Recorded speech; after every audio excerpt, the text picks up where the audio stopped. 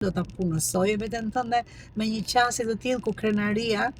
del mbi atë që është më mirë për biznesin. Pyetja e dytë që besoj mund të ndihmoj dikë është, okay, nëse ti mendon që veten tënde do ta mirje në fund të bënte me këtë sjellje,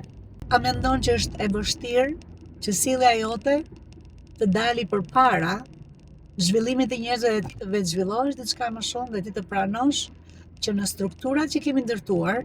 ka shumë mundësi që shpeshherë mendimi yt nuk është në ekstremin pozitivist ose në atë mendimin ekselent që duhet jetë. Këtë e sjell dikush i cili është më i miri në fushën e vet dhe është okay të pranosh që vetëm vizioni është detyra e CEO-s dhe kontrolli, monitorimi i vazhdueshëm.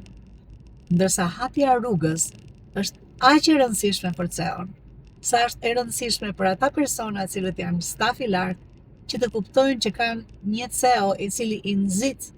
që ata të punojnë gjithmonë më mirë për kompaninë, për veten e tyre, për të shpërblyer më shumë, për të ecur në detyrë, për të mësuar gjëra të reja. Dhe është ky momenti që unë besoj që e vërteta mund të jetë pak e hidhur, sidomos kur thuhet nga persona të cilët janë më të mirë nga ty si CEO në ekspertizën e tyre.